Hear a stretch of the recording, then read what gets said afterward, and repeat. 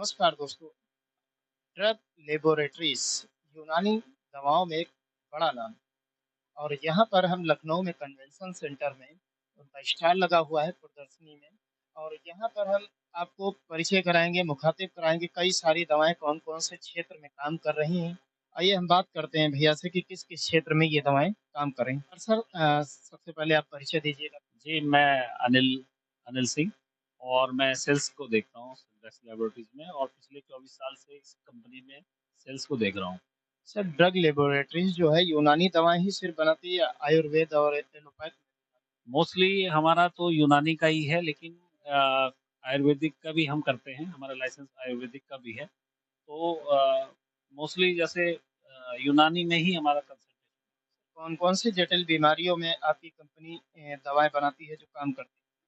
जैसे एक हमारा न्यूरिन आता है, वो जैसे mental depression, tension, anxiety, insomnia की जो प्रॉब्लम्स आजकल रहती है दौड़-भाग की ज़िंदगी में, तो उसमें उसका बहुत अच्छा काम है और इसका मार्केट जो हमारा है वो बहुत अच्छा है और इसका रिक्वायरमेंट बनी रहती है। एक समय था जब एलोपैथ ने पूरे मार्केट पर कब्ज़ा कर रखा था। अब आने वाले समय में बदलाव हुआ और आयुर्वेद और यूनानी औषधियों ने काफ़ी सारे रिसर्च किए, उसके बाद क्या परिवर्तन आया है? जी, जी, जी, बिल्कुल कुछ 8 5-7 साल से मैं जो देख रहा हूँ मार्केट में कि लोग यूनानी और आयुर्वेद की तरफ ज़्यादा आ रहे हैं। क्योंकि एलोपैथिक में जो ट्रीटमेंट हो रहा है, तो उसमें ये देखा जाता है कि जो साइड इफ़ेक्ट्स बहुत हैं और हमारा जो पैथी है, जो सिस्टम है हमारा यूनानी का है, आयुर्वेद का है, तो उसमें उसके हिसाब से या ना के बराबर कोई साइड इफ़ेक्ट नहीं होते हैं। तो इस वजह से लोगों का ये रहता है कि भई कोई फ़ायदा है, हो या ना हो लेकिन ये है कि साइड इफ़ेक्ट तो नहीं है। और वैसे अब जो हमारे जो मेडिसिन है, वो लगभग ऑल जो सिस्टम में अवेलेबल होती हैं, तो वो हर फ़ॉर्मेट में है, चाहे वो टैबलेट्स में हो, चाहे ड्रॉप में हो, चाहे कैप्सूल्स में हो इसी तरह से ग्रेन्यूल्स में हो, तो हर चीज़ में अवेलेबल है, तो अब इसको खाने में, लेने में बहुत ईज़ी है और कैरी करने में बहुत ईज़ी है, तो इसलिए कोई ज़्यादा अब फ़र्क नहीं रहा है, तो लोगों का झुकाव है। भविष्य का सर जो मार्केट है यूनानी मेडिसिन का, वो किस तरफ जाएगा? आप आज का माहौल देखकर क्या कह सकते हैं जो भविष्य में यूनानी मेडिसिन है वो भारत सहित बाहर और भी देशों में जाने की?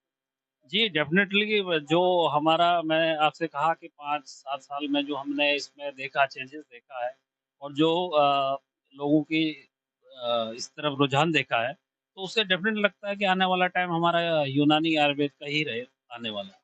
सर एक चीज़ और पूछेंगे कि आज भारत का जो बाज़ार यानी भारतीय दवाएँ इनको हम कह सकते हैं, भारतीय दवाएँ आज यूनिवर्सल लेवल पर जा रही हैं, कैसा लग बहुत अच्छा लग रहा है सर, क्योंकि अगर हमारा एक क्या कहते हैं कि जिस फ़ील्ड से हम हैं और वो उस फ़ील्ड में अगर ग्रोथ होती है, चाहे वो अपने देश लेवल पे हो या विदेश लेवल पे हो, तो अपॉर्च्युनिटीज़ होती हैं और उसके लिए हमें भी लगता है कि हम भी उस लेवल तक पहुँचे जहाँ हमारे जो और कंपनीज़ हैं वहाँ पहुँच रही हैं, तो ये अच्छा रहेगा।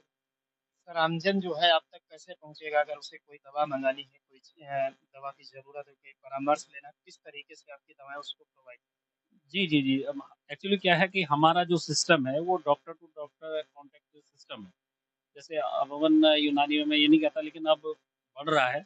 लेकिन हमारे ऑल जो जहाँ भी हमारा वर्क होता है, तो वहाँ हमारे लड़के हैं, एरिया मैनेजर हैं, आरएसएम है, मतलब पूरी टीम है हमारी वर्क करती है।